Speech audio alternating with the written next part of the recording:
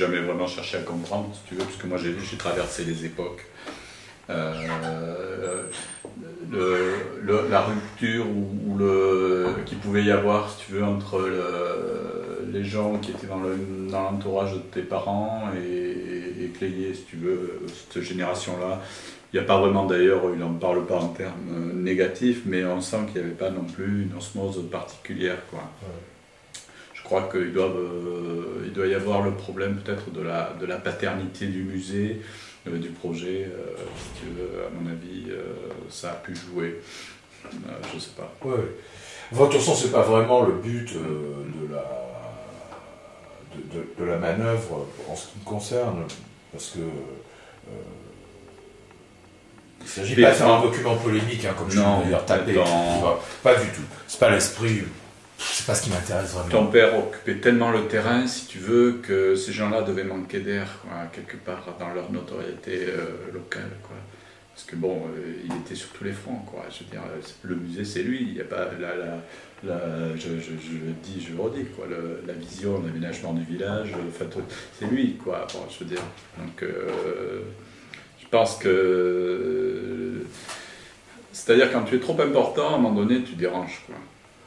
Mais voilà, c'est comme ça. Ouais. Ouais.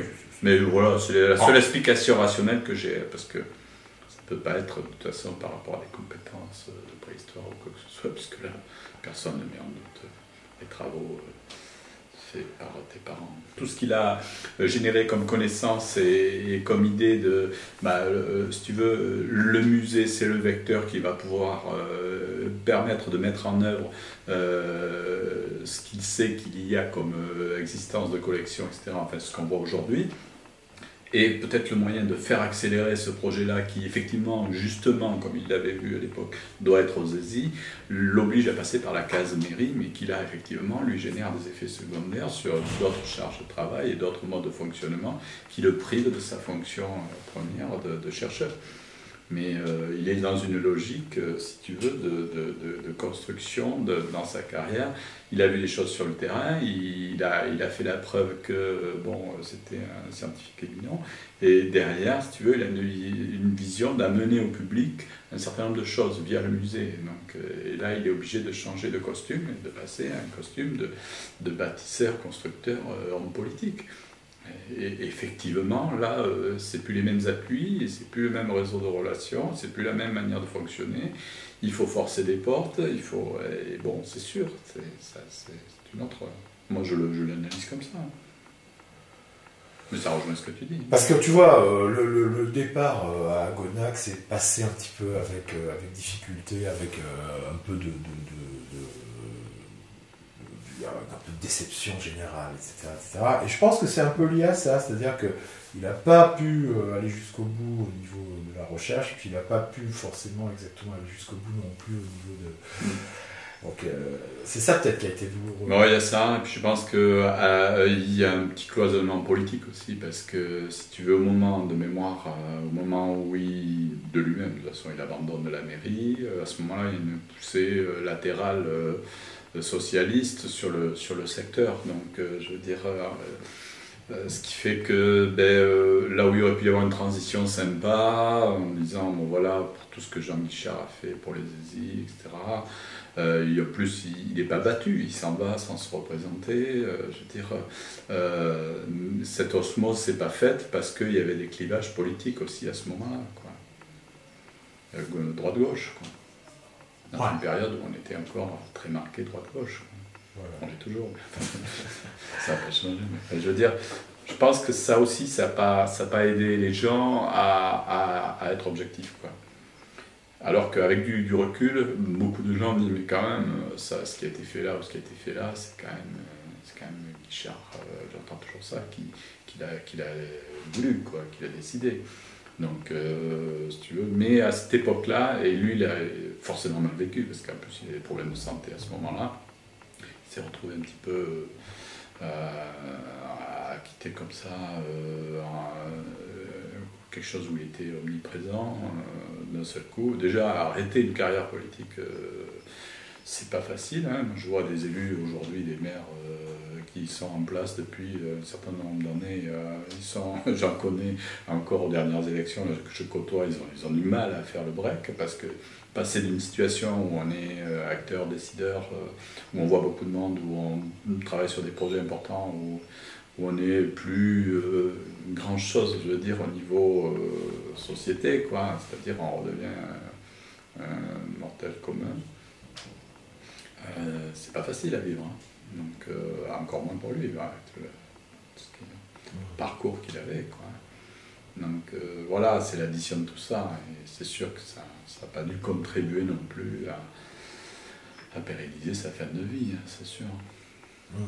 Et il n'est pas exclu non plus que son déclenchement de maladie soit lié à ce stress-là, et cette angoisse, et je dirais, soit un facteur aggravant, quoi. À cette époque-là, c'est sûr qu'il a mal vécu. Et sa seule, je te dire, enfin, pour en avoir discuté avec lui, sa seule satisfaction, c'était que j'arrive quelque part à la mairie, quoi. C'est vrai? Ouais. Et il était vraiment très content, quoi. Quand j'ai été candidat, pour lui, c'était... il avait dit à ma mère, il avait dit, quand on avait 18 ans, il avait dit, de toute façon, Philippe, c'est le futur maire des Aisies, tu vois, il voyait toujours très vrai. Moi, je n'y pensais même pas. Et là, le fait que je sois candidat, non pas un poste de maire, mais déjà au conseil, pour lui, c'était quelque part un morceau de lui qui, ça lui faisait très plaisir. Ah ouais, ça ne m'étonne pas, mais enfin, je ne savais pas. Ouais. Ah ouais. Et d'ailleurs, il a ourdi tout ce qu'il a pu à l'époque auprès de tous les gens qu'il connaissait pour dire mais il faut voter pour lui, parce que moi j'étais plus trop présent sur les Aisies, parce que c'est un type bien, quoi. Donc il a vraiment fait discrètement, mais tout ce qu'il a pu campagne pour que je sois élu, quoi. Et il était vraiment très content, parce qu'on a été élu difficilement, vraiment sur la pointe des pieds, et c'était sa dernière victoire politique, je crois. Et il a eu juste, parce que 6 ans après, je me trouvais... Oui, parce que la première année, tu n'étais que conseiller? Oui, en 89, oui, puisqu'il y avait une liste bâtarde incomplète, 6 personnes. C'était pour dire de Mme Lano, Mme Darchen, tout ça, dire, voilà, je sais plus, Roux, la Gauterie, pour Marraine, enfin on était 5 ou 6, hein, à dire, voilà, on voudrait... c'était pas du tout placé sur un plan polémique politique, on veut travailler pour la commune, quoi. D'accord. Et c'était qui le maire, là, alors? À ce moment-là, c'est Merliot. C'est Merliot. C'est le seul mandat qu'il a fait, qui a été élu avec presque toute sa liste, sauf deux ou trois, je ne sais plus, on a été élus, Roux et moi. Ouais. Donc, ton père était vraiment très content de cette situation-là. C'était ça lui plaisait. C'était sa dernière victoire. Ouais. Mais bon, je le regrette, si tu veux, après quand j'ai été élu maire, il n'était plus là, mais bon, ça aurait été... Et les gens, quand ils ont œuvré, ils ont fait pas mal de choses. Dans l'instant immédiat qui suit leur disparition, on a l'impression qu'ils sont complètement oubliés. Et après, ils reviennent, ils ne sont plus là, mais ils reviennent d'actualité en force, si tu veux. C'est un peu ce qui se passe. De toute façon, quand on a inauguré le musée, enfin moi, dans mon discours d'accueil, je veux dire, ça me paraissait évident de parler de Jean Guichard, quoi. Et je veux dire, et aujourd'hui, ça m'arrive régulièrement de citer. Puisque pour moi, je reste persuadé que ça a été le plus grand bâtisseur de la commune, pour plein de raisons, mais du XXe siècle, quoi. C'est évident. C'est évident. Il y avait, je veux dire, je le dis tout le temps, tout ce qui a été fait à une époque où il fallait le faire, il n'y avait que lui qui pouvait faire ça, parce qu'il avait une vision, il avait toujours une vision de projection bien en avance sur ses collègues. Je veux dire, la métamorphose du village, si tu veux, entre les années 60 et les années 80, cette transition-là, c'est lui qui l'a vu, il a vu juste, il ne s'est jamais trompé, si tu veux. Tous les équipements qu'on a, les aménagements de bourgs, enfin tout ce qu'on essaie de poursuivre aujourd'hui, c'est parce qu'il a mis ça sur les rails, quoi. Je veux dire, les projets, c'est énorme, quoi. Je veux dire, on ne peut même pas imaginer d'en faire le quart aujourd'hui, parce que Alors c'est vrai qu'il y avait peut-être des systèmes de financement qui ne sont pas ceux qu'on a aujourd'hui, sûrement. Mais bon, pour lui, c'était, il disait toujours, non, on parle du projet, on verra après pour le financement. Enfin, alors qu'aujourd'hui, on raisonne à l'envers, c'est-à-dire on dit, voyons voir ce qu'on a comme sous et qu'est-ce qu'on peut faire avec. Pour lui, c'était pas le problème. Est-ce qu'il y a un enjeu important pour le territoire, pour la commune? Après, on se débrouillera. Il se débrouille, il allait à Paris, partout, chercher les subventions. Donc, ce travail-là, si tu veux, il a, je veux dire, à la tambour battant, en quelques années, bon, je veux dire, c'est le niveau de ces programmes d'investissement et des réalisations est quand même sans précédent. Et on ne pourra pas faire mieux parce qu'il y a eu une concorde. Il a su vendre les ESI, quoi. Pour lui, c'était, on avait la chance à ce moment-là d'être sur une phase ascendante où le grand public, les politiques, les hommes d'État venaient régulièrement là pour découvrir ce coin du Périgord dont on parlait ailleurs qu'il fallait voir. Et lui, il a su jouer cette carte-là en disant « mais oui, mais voyez, on est là, mais si on veut être là, il faut que vous nous aidiez. » Et là, bon, peut-être aussi ça rejoint ce qu'on disait tout à l'heure, c'est-à-dire tu ne peux pas avancer aussi vite, aussi fort, sans déranger quelque part. Parce que bon, je veux dire, le musée, quand tu veux faire un musée de site, chaque fois que tu veux bâtir, il faut que tu démolisses à côté, souvent. Ou sur place, donc bon, ça, là on est plus. Bon, s'il faut casser une maison ou n'importe, ou empiéter sur le terrain d'autrui, on sait très bien que là on n'est plus. Donc forcément, ça crée des difficultés relationnelles. Mais enfin, bon, le résultat, le bilan, est au niveau image de ce qu'il en reste, c'est évident que ne peut pas passer aux oubliettes, c'est pas possible. Voilà. Ouais. Là, parce que, si tu veux, il a fait 2 mandats. 2 mandats, c'est très court. Non, 3 mandats il a fait. 2 ou 3? 3. 71, 78, 84, 89. 3 mandats. 3 mandats, bon, c'est déjà significatif, mais si tu veux, je m'aperçois, moi, qui en suis à mon 3e, que finalement, ce que j'ai imaginé au début de mon premier mandat, je ne suis pas sûr de le boucler loin de là au terme du 3e, quoi, parce qu'on est dans une notion de temps où, je veux dire, c'est pas comme dans une entreprise, quoi. C'est-à-dire entre le moment où on imagine un projet et le moment où on voit bien le musée, il n'a pas vu naître, quoi, hein, alors que bon, c'est toujours extrêmement long et compliqué, quoi. Donc, et lui, il a réussi quand même c'est ça que je voulais dire en fait, il a réussi à boucler en 3 mandats, donc un certain nombre de grands projets qui ont quand même été menés à bien. Et il y en a. Parce que tu vois, on regardait tout à l'heure une photo de la Félibrée de 71, et oui, voilà, c'était son premier nom.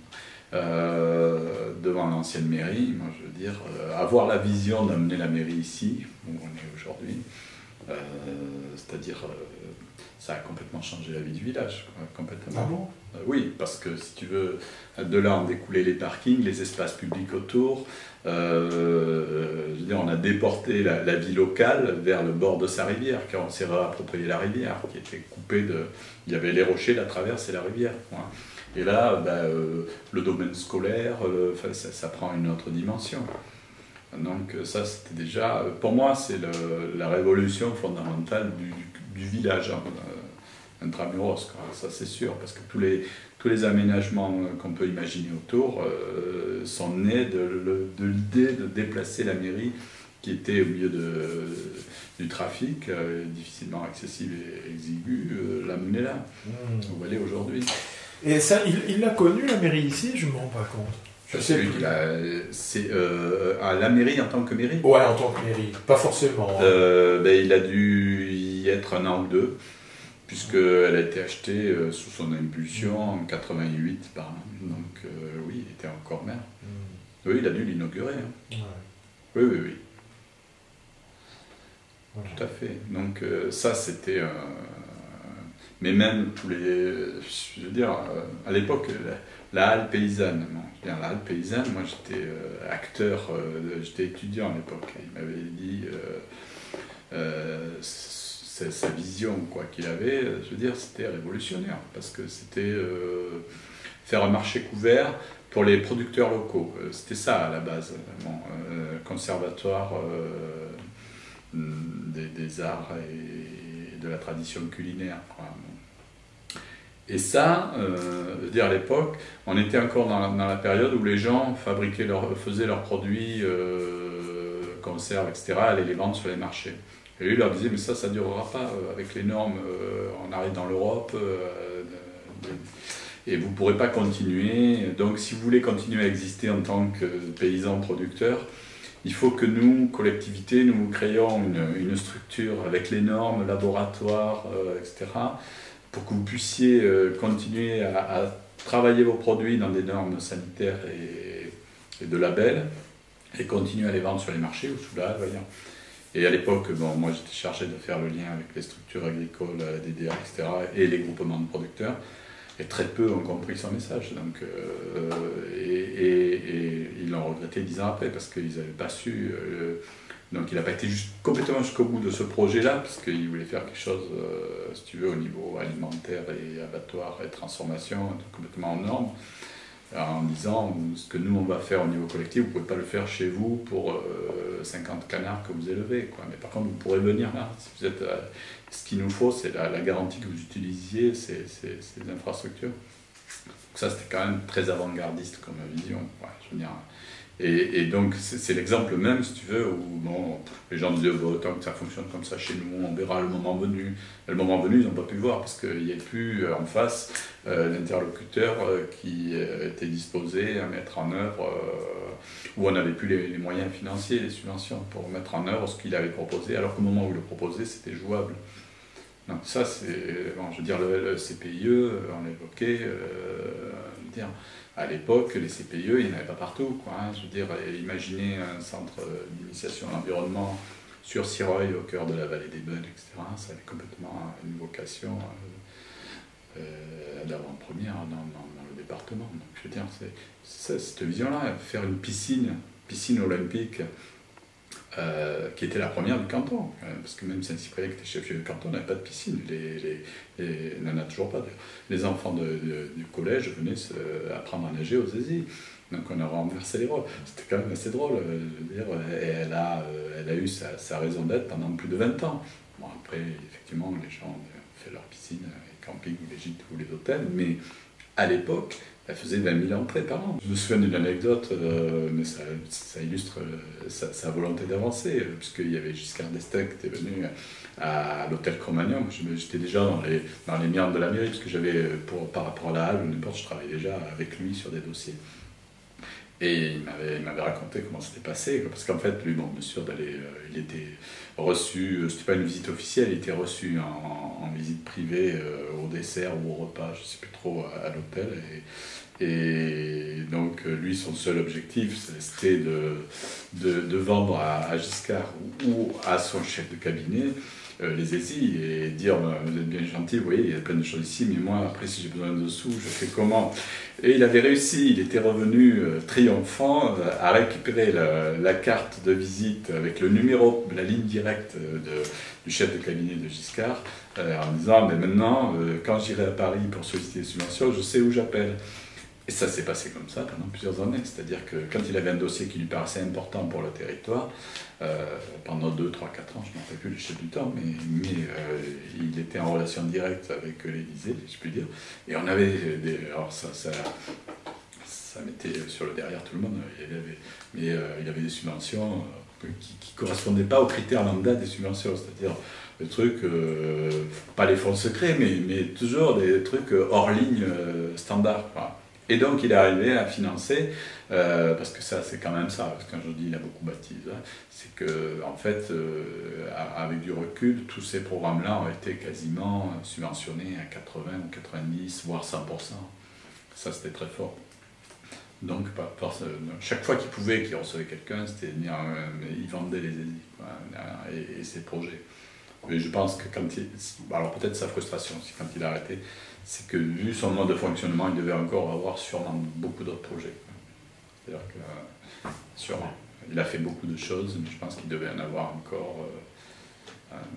Et je pense que, tu vois, il s'est arrêté parce qu'il sentait qu'il il voulait pas se trouver... Il y avait ce problème, ce contexte politique, il voulait pas se trouver battu, non pas par rapport à ses qualités ou son programme, mais par rapport à une couleur politique, quoi. Et ça, je crois qu'il l'aurait vraiment encore plus mal vécu. Et par exemple, des trucs comme le PIP ou comme ça, est-ce que quelque part, même de façon extrêmement lointaine, c'est des trucs qui étaient dans les tuyaux ou pas du tout? C'est pour lui? Ouais. Ah oui, sûrement, ça c'est sûr. Non, mais c'est sûr. Si tu veux, dans la dynamique où il était de développement des ESI, point central de la vallée, carrefour d'information, de collection, d'animation, enfin, je veux dire, on n'invente rien aujourd'hui. Hein. C'était dans la logique même de ce qu'il voulait faire, quoi, de travailler en synergie avec les autres sites, avec ce qui existe comme richesse sur la vallée et non pas sur les ESI. Ça c'est évident. Je pense qu'il aurait été un acteur important du pôle, hein, c'est sûr, certain. Et avant de terminer, tu peux me dire un mot de ma mère, des souvenirs, parce que ma mère c'était autre chose, mais bon. Oui, mais je crois que moi c'est quelqu'un qui m'a beaucoup marqué parce que bon, je la connaissais par le biais de ma mère et qu'on était enfant, qu'elle m'a vu grandir. Mais je pense que si c'était quand même, si Jean Guichard était Jean Guichard, c'est parce qu'il y avait Geneviève Guichard en parallèle ou derrière. Je veux dire, il était quand même, il prenait aucune décision sans la consulter. C'était vraiment quelqu'un de déterminant. Et moi, quand je l'ai côtoyé, on parlait de la construction des projets tout à l'heure. Il n'aurait jamais pris une décision sans prendre son avis. Donc, et même en préhistoire, sur ce que j'ai pu en voir, je veux dire, il confrontait toujours ses observations, ses recherches avec elle. Bon, en plus, parce que c'est quelqu'un qui avait quand même une dimension intellectuelle qui impressionnait, quoi, qui forçait le respect. Donc, je crois que ça n'a jamais été mis en doute par qui que ce soit, et encore moins par lui, quoi. Donc, c'était évidemment son éminence grise. Pourtant, il avait des compétences et des qualités, mais elle, bon, tu le sais aussi bien que moi, je veux dire, elle était quand même très costaud dans beaucoup de domaines, quoi, et en plus avec une forte personnalité. Donc, enfin, moi, je lui dois mon peu de culture littéraire, puisqu'elle m'a pris en main dès la première pour m'aider à passer des caps pour le bac, et après plus tard, après, quand j'ai fait mon mémoire à l'IUT, etc. Enfin, pour elle, il fallait que je fasse un parcours, et donc elle m'a pris en charge, et avec de la méthode et des connaissances et des littératures que je n'aurais sans doute jamais abordées. Donc je lui dois beaucoup, au moins à ce niveau-là déjà, ça c'est sûr. Mais je pense que ton père était vraiment, quel que soit, autant il pouvait être un acteur décideur par rapport au tiers, autant par rapport à elle, il n'aurait jamais pris une initiative ou une décision tout seul sans sa bénédiction ou son aval à elle, ça c'est sûr. Donc ce qu'on voit aujourd'hui aux ESI, si Geneviève Guichard n'avait pas été favorable ou d'accord, je ne suis pas sûr qu'on le verrait. Sur ce que j'ai vu fonctionner, à mon avis, il n'aurait pas pris ce risque-là. Il ne pouvait pas être hors jeu par rapport à ta mère. C'était pas possible. Il faut dire qu'elle était... Ce qui lui créait des fois des situations compliquées, parce que moi je me suis accroché des fois avec elle, parce qu'on n'était pas d'accord, parce qu'elle était vraiment bien trempée. Mais bon, voilà, c'était le personnage. Mais j'aimais beaucoup. Ouais. Fine cuisinière, je dirais ma mère. C'était... Et oui, parce qu'ils avaient cette passion commune en plus, c'était la bouffe, la cuisine, quoi. C'est-à-dire que c'était de toute façon, et d'ailleurs ma mère je pense, a beaucoup appris à leur contact, et elle est toujours passionnée et vit pour sa cuisine, mais c'est là qu'elle a... Parce que chaque fois, elle était impressionnée par ce qu'ils mangeaient et par cette culture de la gastronomie, quoi. C'était vraiment omniprésent chez eux, quoi. Ça leur a sans doute coûté quelques années de vie parce que c'était quand même... Mais bon... quand même, d'ailleurs, des gens agréables à côtoyer. Je crois qu'ils ont craqué tout leur fric en bouffe et en bouquin. C'est les deux postes principaux. Ma mère me disait, à l'époque, quoi, tout leur budget passait sur la table, quoi. Et dans les bouquins, ils en achetaient. Ah oui, bien sûr. Ils en achetaient pas mal. Oui, tout à fait. Mais oui, tout à fait. Ils ne se préoccupaient pas d'ailleurs de leur retraite ou de quoi que ce soit, hein. Ils avaient acheté ta nièce, mais bon, c'est vraiment par défaut, hein, mais d'ailleurs, ils ne s'y ont jamais vraiment investi. C'est sûr que c'était le carpe diem culinaire et intellectuel qui les préoccupait plus que l'aspect matériel des choses. Ouais. C'est évident. Hein. Mais oui, c'était quelqu'un en plus. Elle donnait toujours, quand même jusque tard, des conférences, hein, soit au musée ou dans d'autres structures. Je me souviens, elle était remarquable, quoi. En conférence, tu veux dire? Oui. Ouais. Je veux dire, c'était difficile de la prendre en défaut, quoi. Elle avait un avis très tranché sur un certain nombre de domaines, aussi bien qu'en préhistoire, parce que c'est souvent ça la difficulté. Enfin, moi j'ai appris que finalement on n'est jamais complètement sûr de quoi que ce soit, parce que ce qui est à la limite vrai ou reconnu par tous aujourd'hui, 10 ans après, on n'est plus trop sûr. Et donc elle avait des avis très marqués sur certains, par rapport aux travaux qu'elle avait pu faire, aux lectures qu'elle avait eues. Et donc c'est un monde où ils ne se font pas de cadeaux, quoi. C'est impressionnant. Et donc je pense que là aussi les clivages pouvaient venir de là, quoi. Mais c'est sûr qu'elle avait ses convictions et elle les exprimait.